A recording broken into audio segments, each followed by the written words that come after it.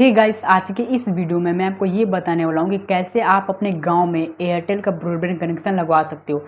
तो इस वीडियो का पूरा लास्ट तक देखना। मैं इस वीडियो में पूरा स्टेप बाय स्टेप प्रोसेस बताने वाला हूँ कि कैसे कैसे आगे क्या करना है। तो गाइस वीडियो को स्टार्ट करते हैं। गाइस जो स्टेप नंबर 1 है, आपको ये पता करना है कि आपके गांव में कौन सा एयरटेल का ब्रॉडबैंड कनेक्शन अवेलेबल है। मतलब कि आपके गांव में वायर कनेक्शन अवेलेबल है या वायरलेस कनेक्शन अवेलेबल है। अब देखो, वायर का मैं थोड़ा सा एक्सप्लेन कर देता हूँ। वायर में होता है ना कि वायर को बहुत ही अलग अलग नामों से भी बोला जाता है। जो ज़्यादातर नामें बोले जाते हैं वो मैं आपको बता देता हूँ, जैसे कि fix line broadband connection, landline broadband connection, fibre broadband connection, फिर से उसको केबल वाला भी ब्रॉडबैंड कनेक्शन बोलते हैं। ये इनके कॉमन नाम है, इन नामों से जाना जाता है। और एक और चीज़ बता दूं, अगर आपने कुछ किताबों में पढ़ रखा है तो फिलहाल के लिए उसे आप इग्नोर कर दो। मैं भी पढ़ा था, लेकिन रियल लाइफ में वो चीज़ें थोड़ी अलग हो जाती हैं। अब यहीं पर वायरलेस ब्रॉडबैंड कनेक्शन की बात करें तो देखो, वायरलेस ब्रॉडबैंड कनेक्शन का कुछ डाटा निकल कर है, जो बड़ी बड़ी कंपनियां होती हैं जो सर्वे करती हैं। तो अकॉर्डिंग टू उस डाटा के हिसाब से मैं बोलूँ तो 95% जो चांसेज है कि आपके गांव में वायर ब्रॉडबैंड कनेक्शन अवेलेबल नहीं होगा, वायरलेस ब्रॉडबैंड कनेक्शन ही अवेलेबल होगा। और 5% कोई हाईटेक गाँव हो सकता है जिसमें आपका वायर कनेक्शन यानी कि वही केबल वाला कनेक्शन अवेलेबल हो सकता है, और साथ में वायरलेस ब्रॉडबैंड कनेक्शन तो अवेलेबल होगा ही। तो गाइस आपको पहले यही पता करना होगा कि आपके गांव में कौन सा ब्रॉडबैंड कनेक्शन अवेलेबल है। एयरटेल का वायर ब्रॉडबैंड कनेक्शन अवेलेबल है या एयरटेल का वायरलेस ब्रॉडबैंड कनेक्शन अवेलेबल है। तो गाइस इतना सब कुछ बताने के बाद आपको तो पता चल ही गया होगा कि गांव में ज़्यादातर चांसेस है कि आपके गांव में वायरलेस ब्रॉडबैंड कनेक्शन ही अवेलेबल होगा। तो गाइस अभी से मैं आपको जो भी चीज़ें बताने वाला हूँ वो सब कुछ वायरलेस ब्रॉडबैंड कनेक्शन को ही टारगेट करके मैं बताने वाला हूँ। तो गाइस आपने ये तो पता कर लिया कि आपके गांव में कौन सा ब्रॉडबैंड कनेक्शन अवेलेबल है, वायर या वायरलेस। तो वायरलेस अगर आपके गांव में अवेलेबल है या वायर भी अवेलेबल होगा तो आप ये सोचोगे कि अप्लाई कैसे करें, ऑनलाइन या ऑफलाइन। तो यहाँ पर मैं आपको बता देता हूँ कि दोनों में डिफरेंट क्या होगा।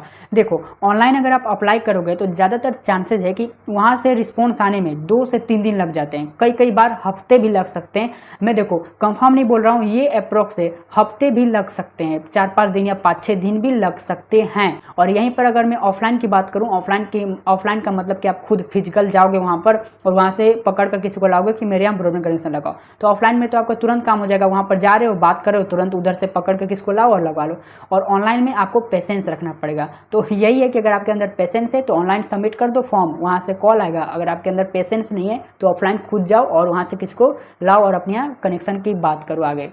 तो गाइस आपने इतना सब कुछ तो कर लिया, लेकिन अब आपको फाइंड करना पड़ेगा कि आपके एरिया में कौन है जो कि एयरटेल ब्रॉडबैंड कनेक्शन प्रोवाइड करता है। यानी कि एयरटेल ब्रॉडबैंड कनेक्शन प्रोवाइडर को आपको फाइंड करना पड़ेगा जो आपके एरिया में। तो यहाँ पर गाइस देखो, मैं कुछ चीज़ें बोलूँगा, आपको वहीं से स्टार्ट करना है। देखो, मान लो आप गांव में होते हो तो जहाँ तक मुझे पता है कुछ इस तरह से डिवाइड किया गया है। गांव मतलब विलेज हो गया, फिर से ब्लॉक हो गया, फिर से डिस्ट्रिक्ट हो गया। तो ज़्यादातर चांसेस है कि जो एयरटेल का जो हेड ऑफिस है वो आपके डिस्ट्रिक्ट में हो सकता है। तो पहला तो स्टेप यही करना कि आपको हेड ऑफिस ही खोजना है, आपको हेड ऑफिस ही खोजने की कोशिश करना है। अगर हेड ऑफिस नहीं मिलता है तो आप वेंडर खोजो। वो वेंडर जो कि सेपरेट होते हैं ना, जो ब्रॉडबैंड सिर्फ प्रोवाइड करते हैं, एयरटेल का ब्रॉडबैंड प्रोवाइड करने वाले जो वेंडर होते हैं उनको खोजो। पहला हेड ऑफिस खोजो, नहीं है कोई बात नहीं, वेंडर खोजो जो स्पेशली ब्रॉडबैंड कनेक्शन ही प्रोवाइड करते हैं। अगर वो भी नहीं मिलते हैं तब आप एयरटेल का जो स्टोर होता है या फिर एयरटेल का जो सर्विस सेंटर होता है वहाँ पर जा सकते हो। और वहाँ पर भी अगर आपका काम नहीं होता है तो जो लास्ट ऑप्शन बचता है वो है आपका डीटीएच प्रोवाइडर। जो डीटीएच जो डीलर होते हैं, डीटीएच प्रोवाइडर होते हैं, उनका क्या होता है ना कि कंपनियों के साथ, मतलब कि ज़्यादातर एयरटेल कंपनी या फिर दूसरी जो वायरलेस ब्रॉडबैंड प्रोवाइड करती हैं कंपनियां, उन लोगों के साथ उनका टाई अप होता है। तो वो क्या है ना कि आपका एयरटेल जो वायरलेस ब्रॉडबैंड कनेक्शन है वो मतलब कुल मिला के वो सब काम कर देंगे। डीटीएच कनेक्शन वाले जो होते हैं वो सब आपका ये काम कर देंगे, क्योंकि उनका भी काम वही होता है, ऊपर एंटीना लगाना, वही छतरी लगाना, ऊपर एंटीना लगाते हैं। तो इसलिए उन लोगों को ये सब चीज़ें पता होता है, वो कर सकते हैं। लेकिन पहले आप कोशिश यही करना हेड ऑफिस जाने को। रीज़न क्या है मैं आपको बताऊंगा, जब आगे वाले स्टेप में आप जानोगे ना तो आपको पता चल जाएगा मैं क्यों बोल रहा हूँ कि ऑफिशियल एयरटेल के जगह पर ही जाओ तो ज़्यादा सही रहेगा। इसके अलावा गाइस आपको अपने मोबाइल में गूगल मैप की हेल्प लेनी है। गूगल मैप आपको चालू करना है और वहाँ पर लिखो एयरटेल ब्रॉडबैंड प्रोवाइडर या फिर एयरटेल ब्रॉडबैंड सर्विस प्रोवाइडर, और आपके एरिया में जो भी एयरटेल के ब्रॉडबैंड प्रोवाइड कर रहे होंगे वो आपको मिल जाएंगे। उसके बाद गाइस जो नेक्स्ट स्टेप है वो है कंपनी वर्सेस वेंडर। इन दोनों में डिफरेंट क्या होता है देखो, मैं थोड़ा सा एक्सप्लेन कर देता हूँ। और अभी मैंने पिछले वाले स्टेप में बोला है ना कि ज़्यादातर आप कोशिश करना ऑफिशियल ही एयरटेल प्रोवाइडर को खोजने का, मतलब कि जो एयरटेल का हेड ऑफिस हो गया या फिर एयरटेल का जो ब्रांच हो गया, ऑफिशियल खोजने की कोशिश करना। मैंने ये बोला, क्यों बोला अभी ये स्टेप में आपको पता चल जाएगा। कंपनी वर्सेस वेंडर में, कंपनी का तो मतलब आपको पता ही होगा, कंपनी नॉर्मली उसमें क्या होता है ना, और वेंडर उन्हें कहते हैं कि जो लोग कंपनी के साथ टाई अप करके आपको ब्रॉडबैंड कनेक्शन प्रोवाइड करते हैं। या फिर यूँ समझ लो कि कंपनी जो है आपके एरिया में किसी लोकल बंदे को पूरा टेंडर दे देती है कि आप इस एरिया में हमारा ब्रॉडबैंड कनेक्शन प्रोवाइड करो, क्योंकि आप इस एरिया को अच्छे से समझते हो, इसलिए आप ये प्रोवाइड करो और बदले में हम आपको कुछ कमीशन देते रहेंगे। तो उनको बोलते हैं वेंडर। तो आपको पता चल गया, कंपनी तो पता ही होगा रेगुलर कंपनी, और वेंडर का मतलब मैंने आपको बता दिया। तो गाइस अब जो नेक्स्ट स्टेप है मैं आपको ये बता देता हूँ कि कंपनी वर्सेस वेंडर जब आप लोगे तो इनमें प्राइस का क्या डिफरेंट होगा, क्यों इनको अलग अलग मैं बोलता हूँ वर्सेस लगा के। तो प्राइस का डिफरेंट ये होता है कि देखो, कंपनी वर्सेस वेंडर प्राइस, तो जब कंपनी से आप लोगे ना तो उस टाइम पर जो भी आपका ब्रॉडबैंड का रेगुलर प्राइस चल रहा होगा, जो भी मतलब कंपनी का जो प्राइस चल रहा होगा रेगुलर प्राइस, उतना ही कंपनी आपसे लेगी, 1 रुपये भी ज़्यादा नहीं लेगी। ऑनलाइन पेमेंट होता है, कंपनी आपसे उतना ही ले लेगी। अब यहीं पर बात करें वेंडर से, अगर आप लगवाते हो तो जो भी आपका रेगुलर प्राइस चल रहा है उस टाइम पर, जो आप कनेक्शन लिए थे कंपनी से, उसी टाइम पर आप अगर वेंडर से लोगे तो वेंडर वाले आपसे ज़्यादा चार्जेस लेते हैं। रीज़न ये है कि वो वेंडर है थोड़ा सा प्राइवेट तरीके से करके आपको कनेक्शन देते हैं, और ज़्यादा चार्जेस का मतलब ये भी नहीं है कि 10,000 20,000 इतना नहीं लगता है। अगर एग्जांपल बोलूँ, फॉर एग्जांपल बोल रहा हूँ, तो यही कुछ 500 1000 या 1500 ज़्यादा होगा कंपनी के रेगुलर प्राइस से, इतना ही अंतर होता है। अब ये डिपेंड करता है आपके एरिया के जो भी वेंडर हैं उनके ऊपर कि वो कितना प्राइस लेते हैं। मैंने यहाँ पर फॉर एग्जांपल बोला है। तो गाइस यहाँ पर यही डिफरेंट हो जाता है प्राइस का, इसलिए मैं बोला था कि पिछले कुछ स्टेप में कि आप ऑफिशियली कुछ एयरटेल का खोजने का कोशिश करना, ब्रांच या हेड ऑफिस। तो गाइस अभी बात कर लेते हैं एयरटेल के वायरलेस ब्रॉडबैंड कनेक्शन के प्लान्स के बारे में। तो गाइस इसका प्लान्स के बारे में अगर आपको डिटेल जानना है तो आप नॉर्मली एयरटेल के कस्टमर केयर के यहाँ कॉल करके पूछ सकते हो, या फिर उससे अच्छा रहेगा कि आप एयरटेल की वेबसाइट पर जा सकते हो। एयरटेल की वेबसाइट पर जाओ, आपको लगभग जितने भी ऑप्शन मतलब जितने भी आपको डिटेल्स चाहिए लगभग सब कुछ मिल जाएगा, मतलब कि वही आप ऑनलाइन सर्च कर सकते हो। और गाइस नेक्स्ट स्टेप में मैं आपको एंटीना के बारे में बताने वाला हूँ, लेकिन उससे पहले आप एक चीज़ जान लो।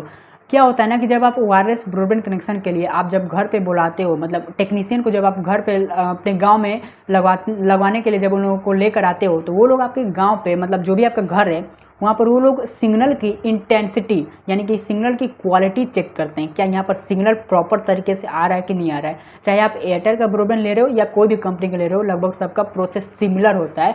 तो वो लोग इंटेंसिटी चेक करते हैं, नेटवर्क की क्वालिटी चेक करते हैं कि सिग्नल यहाँ पर आ रहा है कि नहीं आ रहा है। तो मुझे लगा कि ये भी आपको बता ही देना चाहिए। तो गाइस अभी हम लोग एंटीना के बारे में बात कर लेते हैं कि वायरलेस एयरटेल ब्रॉडबैंड एंटीना का क्या सब चीज़ें होती हैं।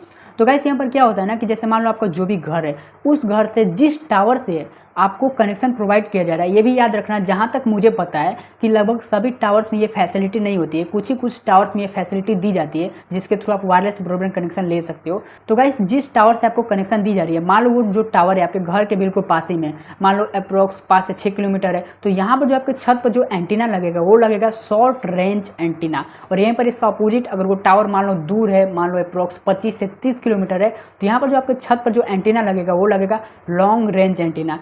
इसीलिए ये पिछले वाले स्टेप में मैंने आपको बोला था कि जो आपके घर पर जो टेक्नीशियन आएंगे वो आपके घर पर नेटवर्क की इंटेंसिटी क्वालिटी चेक करेंगे, उसी के हिसाब से एंटीना लगता है। इसीलिए मैं पिछले स्टेप में आपको बता दिया था। तो यहाँ पर देखो एंटीना का प्राइस में भी डिफरेंट होता है। अगर मान लो आपके घर पर शॉर्ट रेंज एंटीना लगता है तो प्राइस कम रहेगा, अगर लॉन्ग रेंज एंटीना लगता है तो उसका जो प्राइस है ज़्यादा रहेगा। तो यहीं पर डिफरेंट हो जाता है, चाहे आप कंपनी से लो चाहे आप वेंडर से लो, एंटीना का भी जो डिफरेंट होता है ना, इसमें भी आपको प्राइस का डिफरेंट देखने को मिलता है। और वो चीज़ अलग होती है जो वेंडर लोग अलग से लेते हैं, वो अलग होती है, उसको इसमें मत जोड़ना। एंटीना का जो प्राइस है वो थोड़ा ऊपर नीचे होता है, यही रीज़न है शॉर्ट रेंज लॉन्ग रेंज। और इसी के साथ एक और चीज़ बता दूं कि ज़रूरी नहीं है कि वो लोग short range long range antenna लगाएंगे। क्या होता है ना कि कई बार वो लोग एक ही एंटीना को हर तरफ लगाते रहते हैं, चाहे शॉर्ट रेंज हो चाहे लॉन्ग रेंज हो, सब कुछ कवर कर लेता है। तो कई बार ये चीज़ें ऐसे काम करती हैं, तो आप ये मत सोचना कि वही रहेगा। कई बार वो लोग एक ही एंटीना को लगभग हर तरफ लगा देते हैं, तो वो अलग अलग आपके एरिया के ऊपर डिपेंड करता है, आप कौन से स्टेट से हो, कौन कौन से एरिया से हो।